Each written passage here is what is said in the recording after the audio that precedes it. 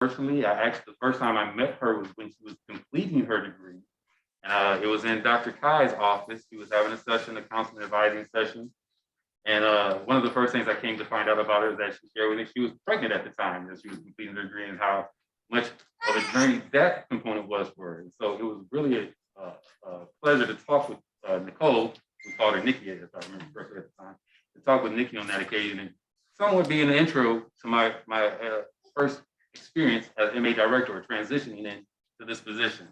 So without further ado, this year's Graduate MA Alumni Award goes to Nicole Ferraro. If she will come up, please.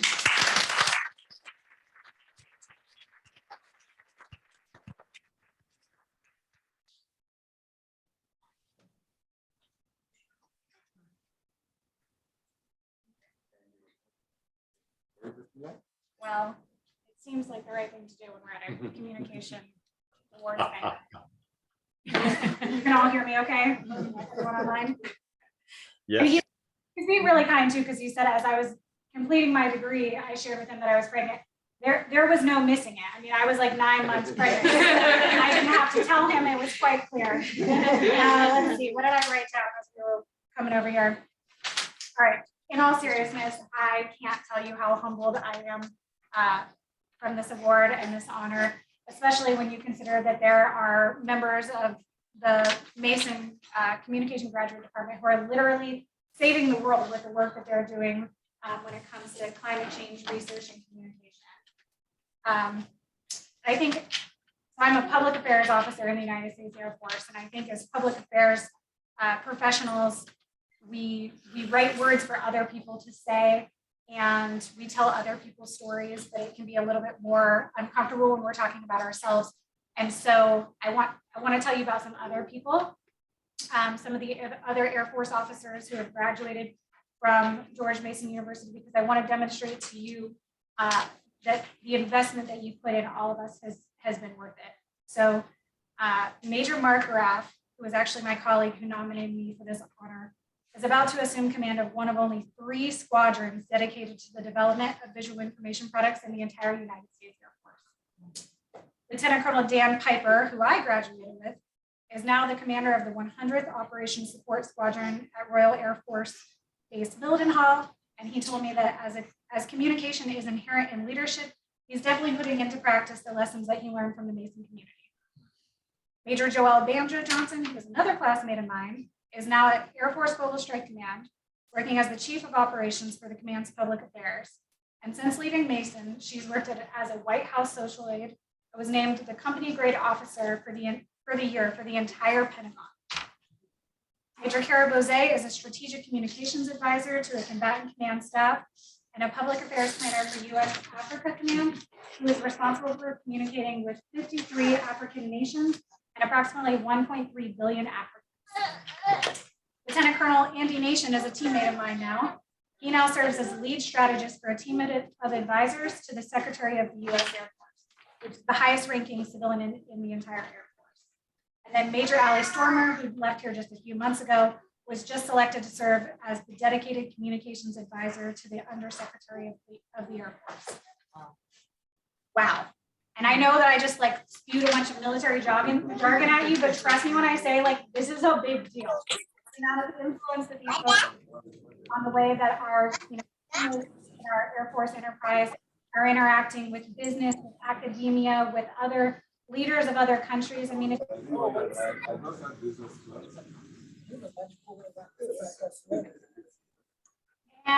as I don't know where the camera is. Okay, and as for me, I left here and I became the social media advisor to the highest ranking uniform member of the U.S. Air Force. It was incredibly helpful to me, the work that I did with Dr. Gibson for my capstone, which was on the use of social media and creating social movements. And then from there, I went on to Air Mobility Command, which was when COVID hit, and that command was responsible for helping transport via cargo aircraft vaccines around the world. And so that, and then my follow-on assignment, which was at the U.S. Central Command, and I was there during the U.S. military withdrawal from Afghanistan.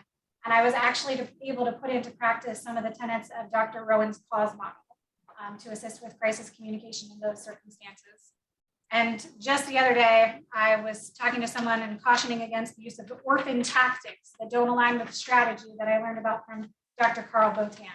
So clearly, I learned so much from you. And of course, as I said, incredibly humbled to be here and to receive this award. I wouldn't be here if not for a colleague of mine who nominated me, but I am part of an incredible team of Air Force Public Affairs communicators. And I have two of them with me here today, Miss Rose Riley. I'm getting emotional. and Jess Giacchetto, again, incredible teammates, friends, and colleagues of mine. They're like my cheerleading squad, and them combined with my daughter, who you've already heard about, Riley, who is the original hype girl. And of course, with the support of the team here, the faculty, the staff, and all of the colleagues that I made here at Mason. It's just been an incredible journey, and I'm so glad to be part of it with all of you. I'm so very grateful.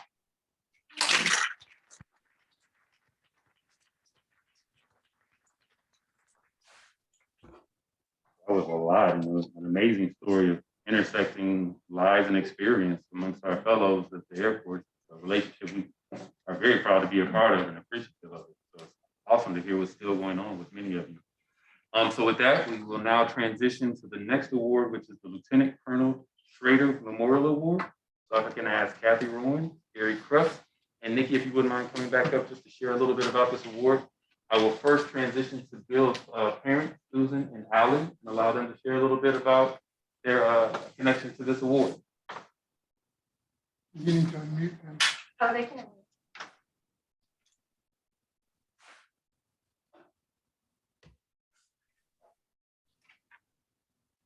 Thank you very much for having us join you this evening. We live in Wisconsin and we're not able to attend the meeting. But on behalf of Abby, Bill's wife, and his two sons, Noah and Mason, and Alan and I, his parents, we are extremely proud of the dedication that Bill had to this program. It was something that he really was involved in because he believed in how important that communication was.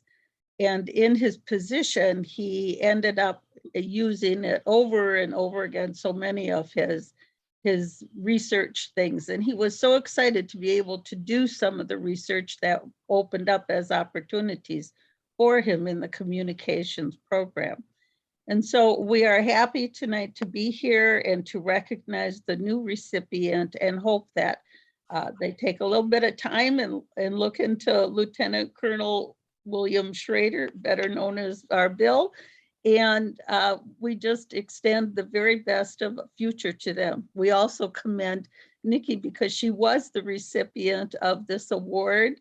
And we enjoyed the evening that we were with her and have always enjoyed. She's allowed us to follow her through Facebook and have watched her through her wonderful work that she's been doing, so important in this timely age. So again, thank you to George Mason University, to the wonderful opportunity you gave to Bill, and we know how much he truly enjoyed that experience and used what he had learned through communications to continue his work in the Air Force. So thank you. Thank you. Thank you. And Nikki, I think, did you know Bill? I did not.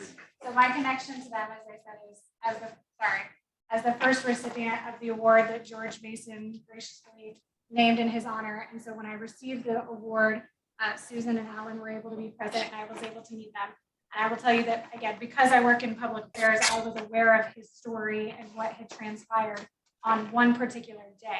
But because I now know Alan and Susan, and because I've met so many others who knew Bill personally, I've learned a lot more about his story beyond, that the one day, and the incredible husband and father and teammate and leader that he was.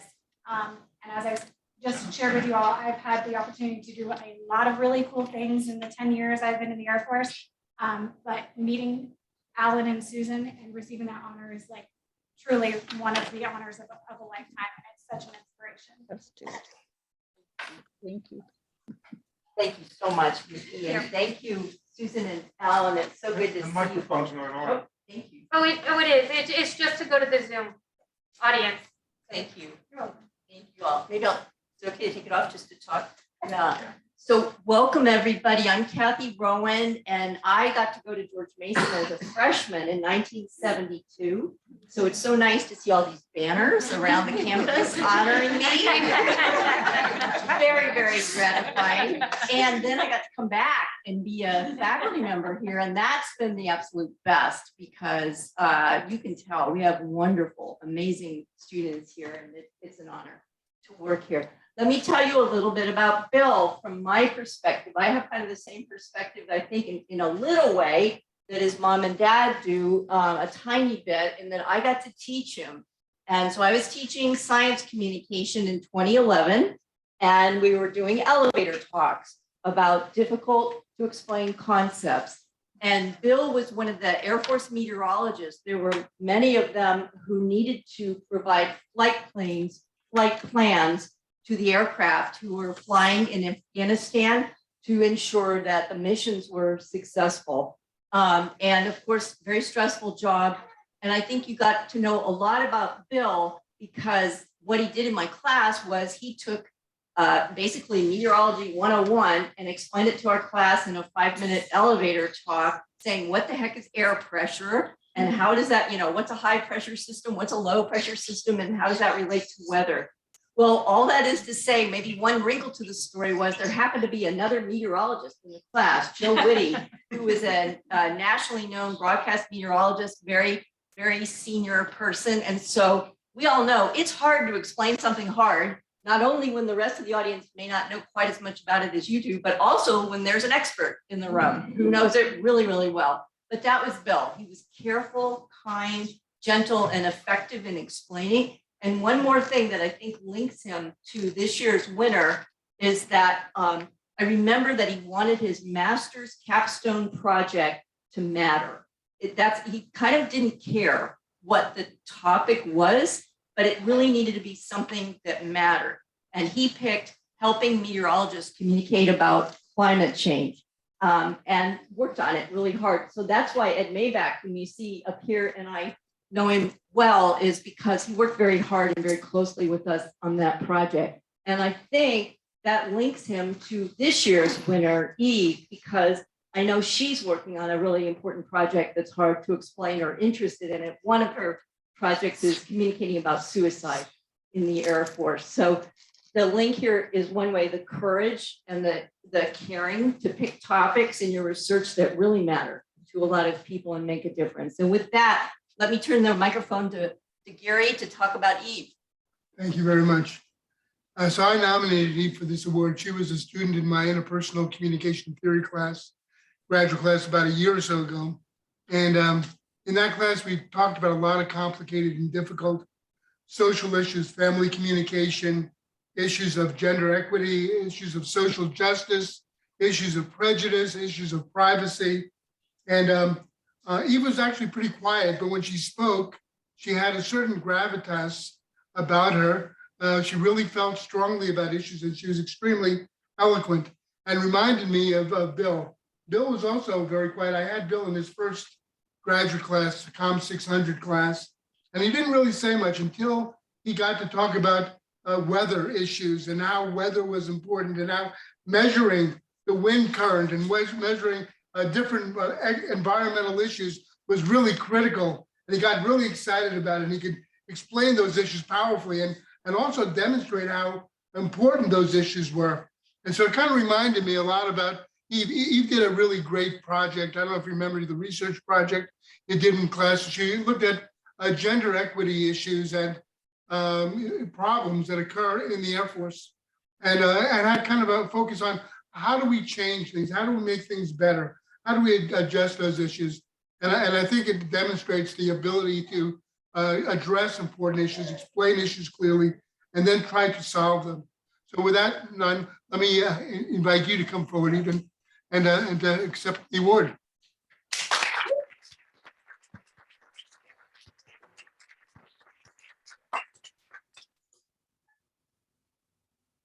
So I take a picture here.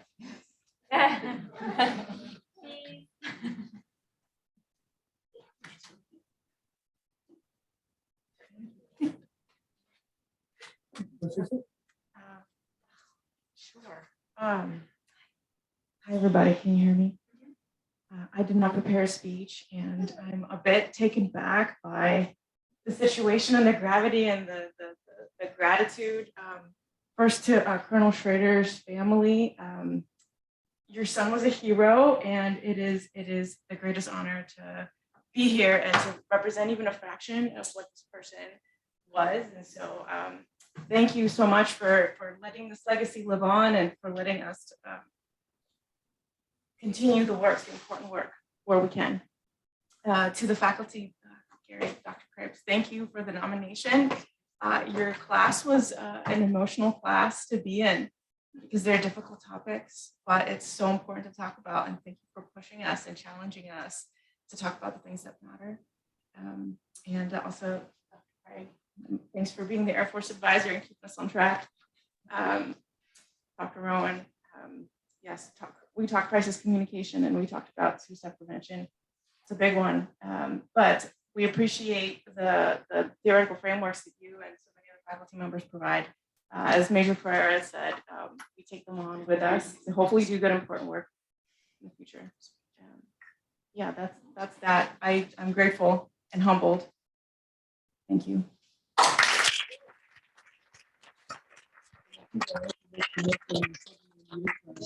So we're working on your master's research project together. I'm looking forward to it. Thank you. All right, so as we continue the evening, for our recipients, if you would like to just say a few words in response to receiving your award, we certainly encourage it, but we want to try and encourage everybody to keep it brief. You know, brevity is still key. And so to present our next award, I'd like to ask Dr. Neva to take over for us. Hello, can you hear me? Yes. Okay, excellent. So I'm presenting the Joe Whitty Award for science communication. And you might be wondering, who is Joe Whitty? Well, Kathy Rowan mentioned him a moment ago. I'm going to just give you a brief bio on Joe because Joe started his career at the U.S. Geological Service. He spent the next year of his life at Princeton University's world famous Geophysical Fluid Dynamics Lab. Those of you who don't work on climate change, there's no reason you'd ever heard of it, but that's the lab in the late 1960s when Joe was there that developed the world's first climate model. Well, in 1970, Joe left doing science to become a broadcast meteorologist. He worked as a TV weathercaster on a variety of local markets, Seattle, Philadelphia, New York City. Those of us who have lived in Washington, D.C. might remember him. He was on air here on our ABC affiliate station for about 10 years. He also worked on national TV. He worked on the Today Show, Good Morning America, NBC Nightly News, and Dateline NBC. But to our great good fortune, in 2010, Joe left TV to come to George Mason to get a graduate degree in science communication with us. And he helped us launch a program that has become really quite important called the Climate Matters Program. It's a program where we help TV weathercasters around the country educate their local audiences about the local consequences of global climate change. Joe's currently living in Pasadena. He still, believe it or not, works part-time for NASA, helping them interface with the nation's broadcast meteorology community. But mostly what he's doing is spending time with his lovely wife, his daughter, his son-in-law, and his beautiful little granddaughter, who I got to see today. Well, when I told Joe this morning that Aaron Campbell was the winner of the Joe Whitty Award, and first I ought to ask, is Aaron there? Yes. Excellent. Okay. I thought that rather than say a few words about Aaron, because when I tend to do that, I sound a bit like a Hallmark commercial, really sappy. I thought it would be so much nicer if I had Joe say a few words about Erin. So I talked to Joe this morning. I told him all about Erin. I shared her CV with Joe, and Joe sent me back the following words to share with Erin. So I'm going to read them. From Joe. I wish to offer my congratulations and gratitude to Erin Campbell for her important communication research that's revealing insights into Americans' beliefs about and actions towards the threats of climate change.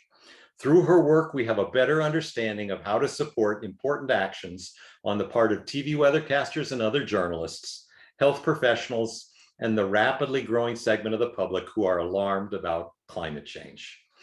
I understand that Erin has proven to be a tireless and enthusiastic science communication leader beyond her role as a researcher, including as a teacher, a program director for the National Park Service Climate Communication Internship, and as a climate advocate at Mason. I learned from a reliable source that her direct advocacy with the interim president of George Mason University, then Ann Holton, set in motion a series of actions that led Mason recently to announce a climate action, a goal of achieving climate neutrality by the year 2030. I'm honored to have my name associated with such an outstanding George Mason University doctoral student. And Erin, I wish you continued success in the subject dear to my heart, climate change communication.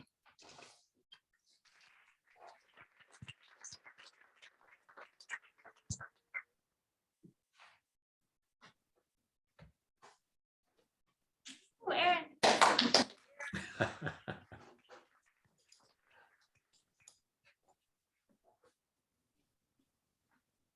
Make this really brief. We have a long way to go, but I'm so honored to be included with all the past and future award winners of this award. I think everyone in this knows the weight that communication can carry in this world and all of our respective fields, science communication just being one of those. So it's an incredibly important thing to be a part of, and I'm so glad that I'm here at Mason to learn from trailblazers in all different disciplines of that communication, and specifically climate change, which is near and dear to my heart and has a lot of impact moving forward into the future. So thank you so much for this honor. Next, Dr. Clark to come up and present our next award.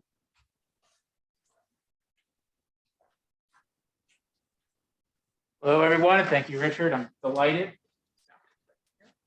to present the 2022 Department Leadership Award to my advisee, third-year PhD student Amanda Borth, for a recognition of her prominent and important leadership she has played in the department, especially in improving the professional and academic climate for her fellow students. So I'll give her a shout out in two main areas in particular: for her role as CGSA Vice President, the Communication Graduate Student Association Vice President this year, for the incoming president for the next year, and as a mentor, formal and informal, to many PhD students in the Center for Climate Change Communication, as a co-author, data analysis guru, and all-around mentor. Amanda, please do come up and receive your award.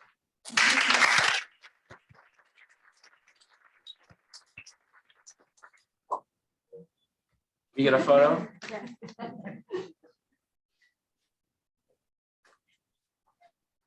If you're so inclined, there's no pressure either. I'll make it quick. So thank you everyone for this recognition. It's very kind of you all. And I wouldn't be standing here before you without the staff and the faculty that make space for student voices in this department, and without my colleagues and other students who are also fellow leaders with me. So thank you all.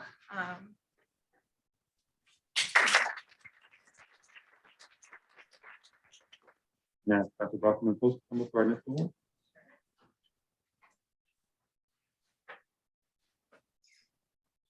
So I still remember the day that I met Rochelle.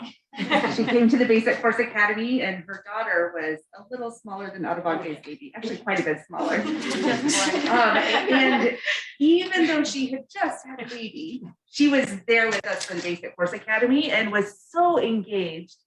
And I realized by the end of the first day that it was time to up my game, because you knew a lot about critical communication pedagogy, and you were helping us lead training, even though it was your very first training. And I think that's a really good sort of story that illustrates the ways that you've done the same to our entire teaching community during your time here at Mason.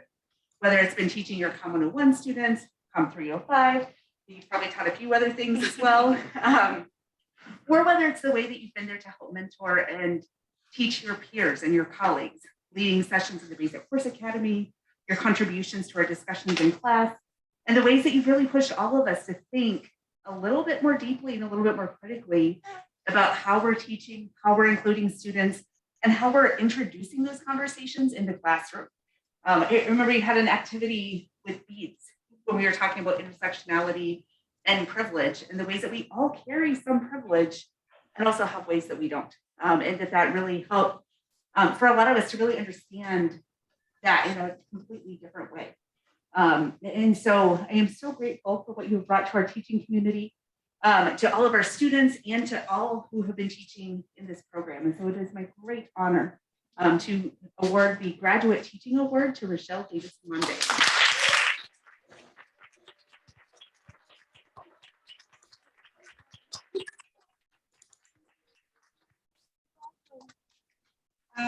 I didn't prepare anything, but I'll just say thank you to you, Melissa, first, because I think in 653, I felt comfortable being myself.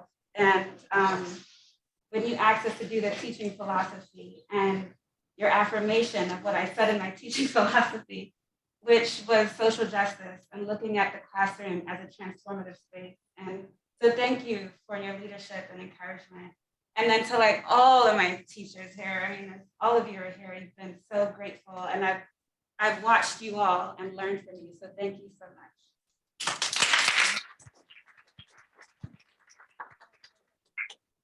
Right, have you come back up again?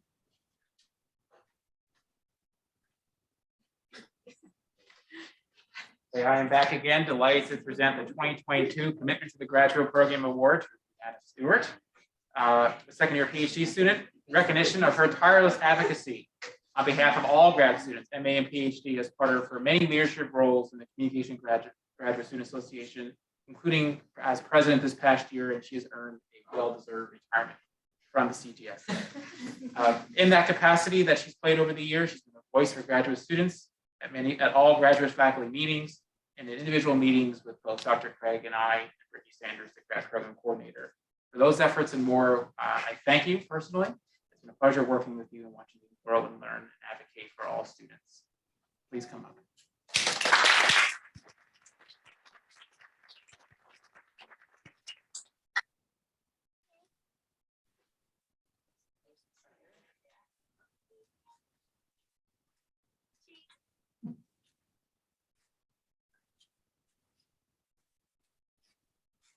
Thank you all so much for this. I really appreciate it. For those of you that don't know, I also did my master's here, so I've been here for the past 4 years. And I've been on CGSA for 3 of those 4 years, so I really appreciate everybody's willingness to hear everything I have to say. I'm sure at this point you're pretty but nonetheless, I do really appreciate this, and I'm very, very grateful for this award for you all. You want me to just go red? Okay. So I also have the pleasure of presenting one of the CGSA Faculty Mentorship Awards this year. So we'll go right into that. So each year CGSA collects student nominations for both the MA and the PhD level for who they believe has been an awesome mentor to them throughout their time. So just some of the criteria, and Amanda will be presenting the PhD recipient, is that they have to be considered a mentor to you. They have to have taken special interest or helped you meet your research goals, provided exceptional assistance academically, and really gone above the traditional instructor roles. So this year, Dr. Gary Krebs was unanimously nominated as the MA Faculty Mentorship Awardee. So I just want to take a minute and read a couple of the comments that students had actually submitted about Gary. The first one, since I started in this program, he has always been of great support. Currently, I consider him a mentor that guides me in my professional life. This is my last semester at Mason, but I think every time I need career or professional advice, Gary is the person I'll be contacting. Great instructor, great professional, and great person. And the next one was, since my first day of the master's program, I've been connected with Dr. Krebs in various health communication courses, and Dr. Krebs has supported me in applying to present at various conferences. Dr. Krebs provided precise suggestions and modifications on my paper and has been available 24/7 throughout email, which is something I really appreciate. Exchanging emails that address sensitive and research concern is always easy with Dr. Krebs, and he is always available for support with immediate response.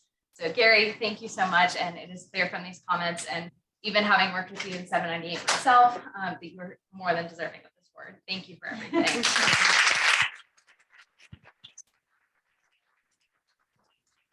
Thank you very much. I feel like I learned more from my students than they learned from me. So thank you. It's a real pleasure.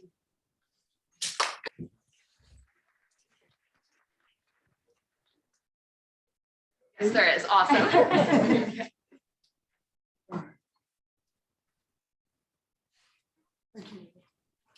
Amber?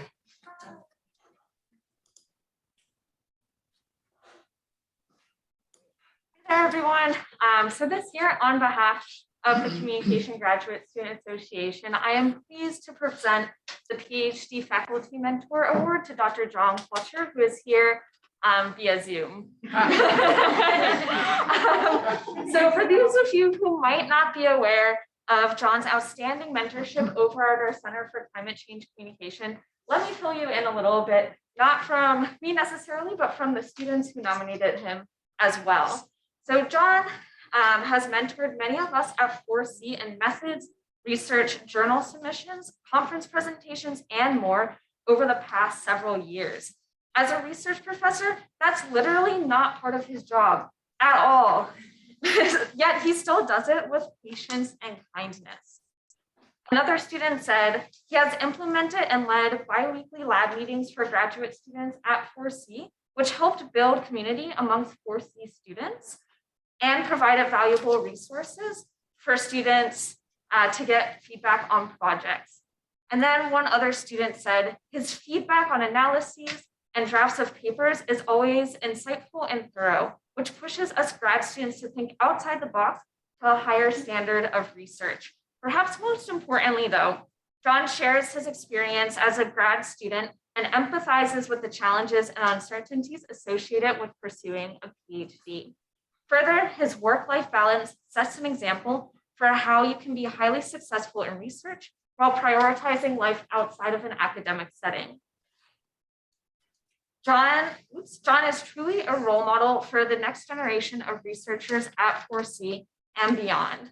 So these statements from our doctoral students show that you, John, constantly exceed expectations by not only ushering students through the murky waters of data collection, analyses, and publication, but you also show us what it means to be a role model in work-life balance so that we can go through our work here as academics, but also people and humans as well, with grace, kindness, and presence. So everyone, say a huge congratulations to John, and thank you.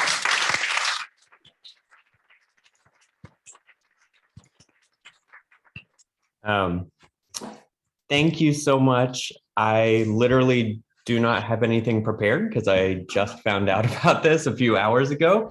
So my apologies for not being there in person. I'm also getting over a cold, so I probably wouldn't have attended anyway, but thank you so much for this. I don't know what to say other than that we stand on the shoulders of giants. You know, I benefited from the wisdom and guidance and mentorship from so many of you in the Department of Communication when I was a student there. And the way I approach it is I just try to pay it forward and treat our students the way, you know, I was treated. So thank you so much for all of this.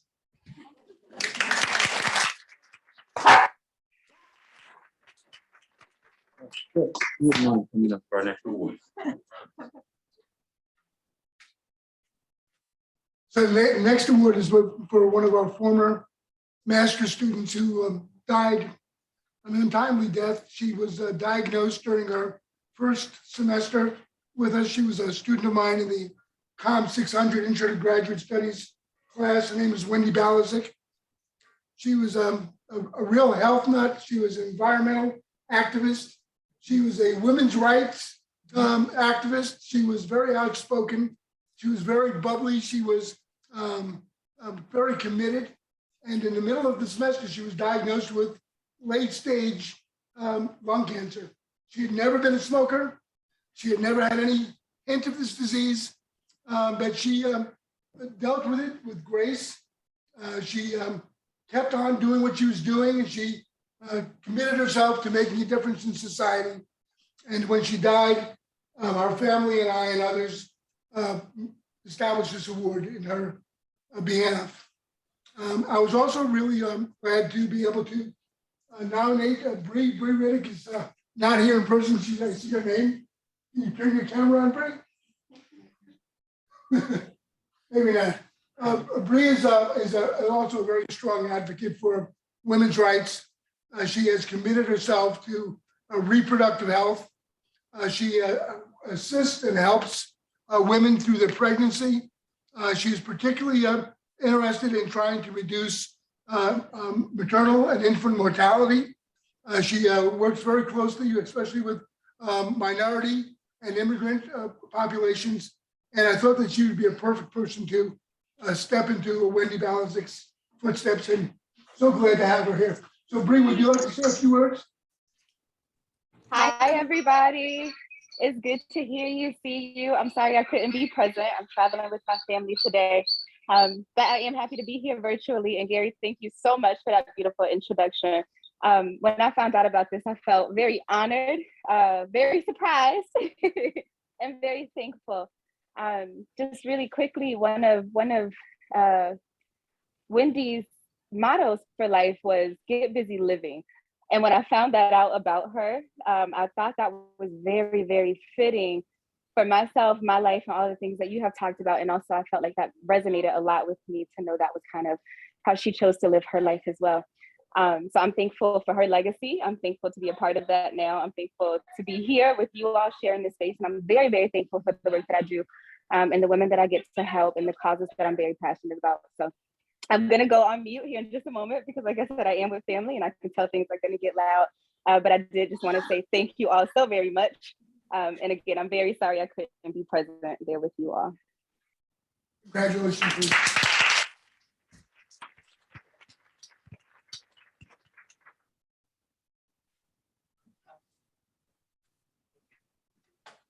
I have the pleasure of presenting the next award, and this is part of our Challenge Awards through the department. So this first one is our MA Challenge Award. And these are often awarded to students that have experienced, interesting or unique challenges within their own lives or academic pursuits. And so we try to find ways to acknowledge that. And this part, and I think many of us faculty can attest to experiencing our students' lives a little bit more than usual, being virtual and seeing a lot of what's going on in their homes and their environments, pets and siblings and parents, things in the background. And so it's been an interesting way of learning more about each of you in that way.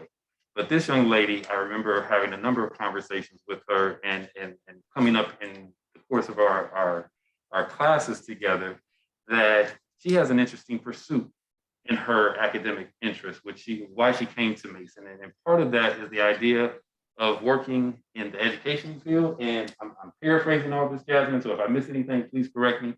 But it's working within the education field in the frame of performance and working particularly with at-risk youth, marginalized students, and helping through performance to help them find voice for themselves and to be able to develop in those ways. And so with those unique attributes of her educational pursuit, I think that is a big reason of why Jasmine was nominated for the MA Challenge Award. So this year's recipient, Jasmine Williams.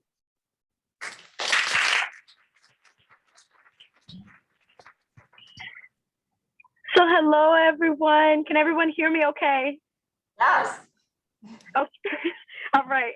In true graduation season norms, I am joining from my car, the third ceremony this week.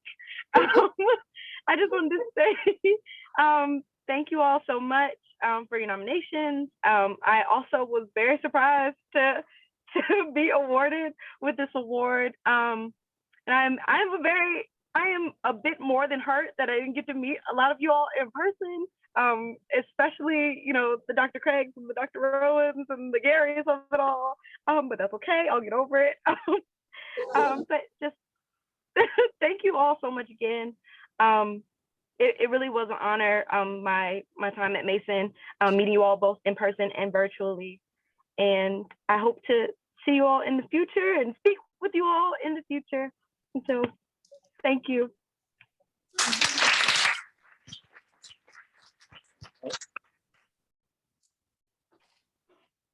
Dear Richard, I'm delighted to present the PhD Challenge Award to Marta Drake, a third-year PhD student, in recognition of her perseverance and determination in continuing to make excellent progress through the PhD program, while also deftly handling personal challenges and sending 2 kids to college out of state, I might add. You do not stand alone, Marta. We are here for you, but we also acknowledge your grit and determination. Please come up and receive your award.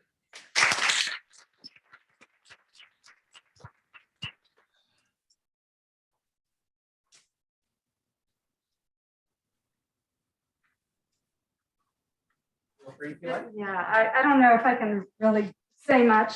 This year has been really challenging. And I am very grateful for this award.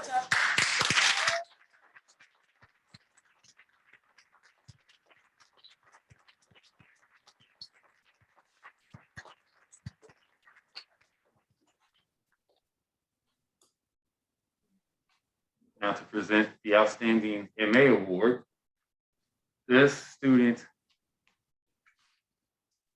as I think, I've only known her for like a semester in terms of classes, but every time I think about engaging with her and her engaging her classmates, it's the thing that comes to mind most frequently is she has such depth in her reflection of the theories, of the academic conversation that we're having, and she's bringing real life experience in those reflections when she's making the associations with the learning that's taking place between her and her classmates. And when her name came across amongst the nominations for the Outstanding MA Student, it did not surprise me at all, just in the way that she challenges herself, as well as the way she challenges her classmates in conversation and inside and outside of class. So this year's recipient, Allison Lewis. Congratulations. Thank you, Dr. Craig. Like so many of you, this was also a surprise to me.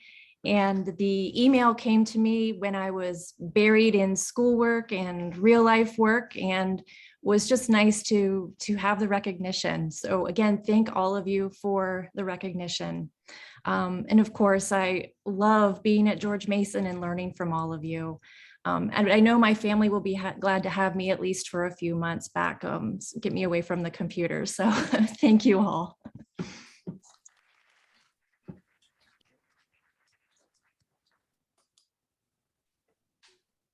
All right, the last award I think that I'm going to be giving tonight is to one of my doctoral advisees, Adebunke Adebayo, who recently completed and successfully defended her dissertation, and will be receiving her degree next Friday at the commencement.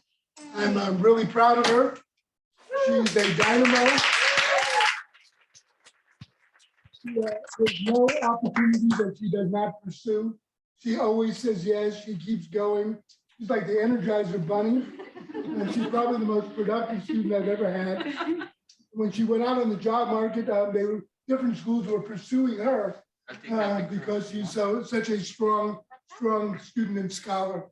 So I'd like to welcome you and give the award to you, Adebunke.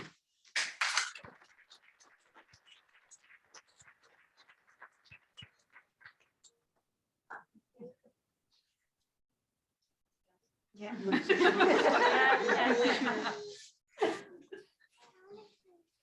Have words. I was talking to Rochelle about this. I really don't have words. I'm really grateful and honored to be here. It's been quite a journey, and it's been a learning process, unlearning and relearning process, by the way. So I'm really grateful to all the faculty, my cohort especially, and all faculty that directly and indirectly come in contact with. Thank you from the very first day, even before I came to Mason. And thank you, Professor BP, I'd like to call you. Just really appreciate you for being there. So Rowan, I never had a class with you, but somehow we've just been, we're just connected. So really appreciative. And I cannot complete this without saying a big thank you to Professor Uncle Maybach. And for through the entire journey, it's just been, he's been there as well. And I'm truly grateful for the learning process and for having such a little human being to complete the journey with. And Wendy, thank you for being a great accountability partner through this last few months. You know, we pushed through and we're here, and just grateful. I don't have words, but I actually have many.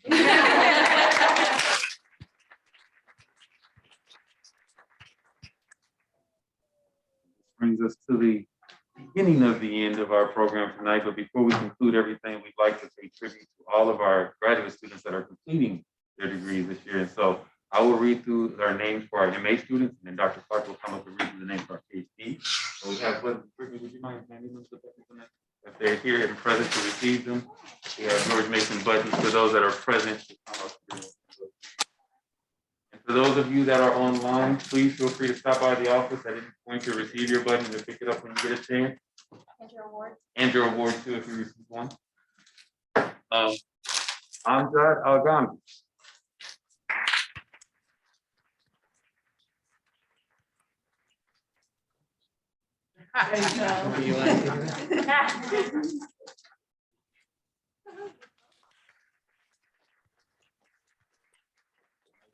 Marnie. Byram. Jane Choi. Neil Chris.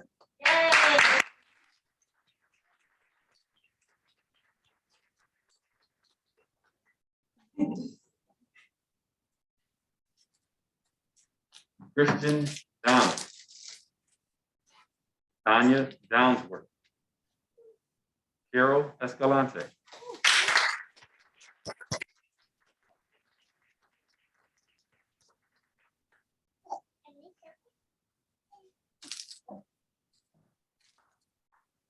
Lauren Hill.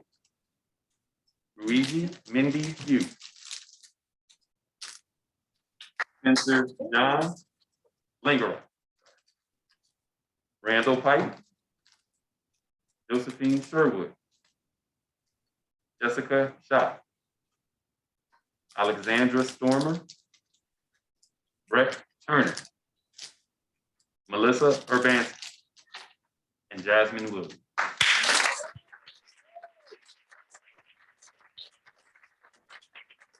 Congratulations to all of our MA students that are receiving their degrees this year.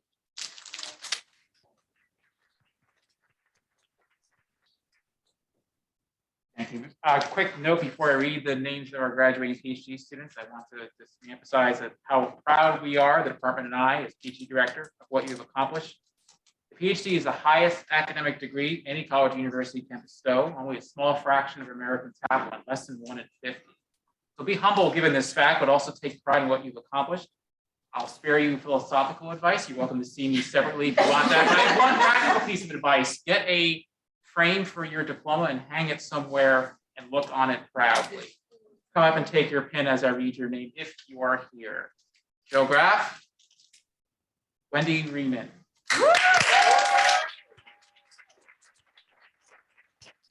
Eventually Adebayo.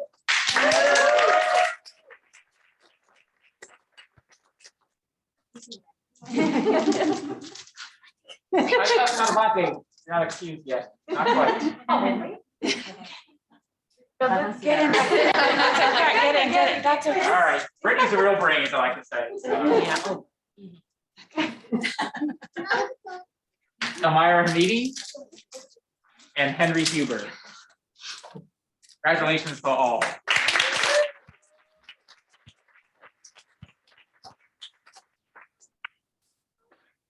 That brings us to the conclusion of the evening. And with that being said, I want to honor all of you that are finishing your degrees again. A round of applause to each of you.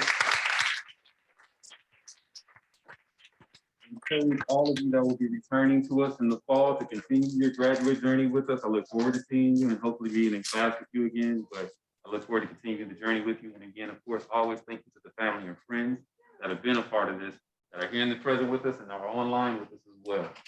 We hope that tonight is the beginning of a season of celebration for everybody in this room and the beginning of a great, wonderful summer in which we all get to enjoy time with one another, loved ones.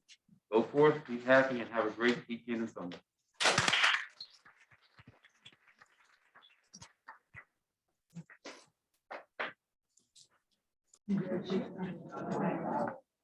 Yeah.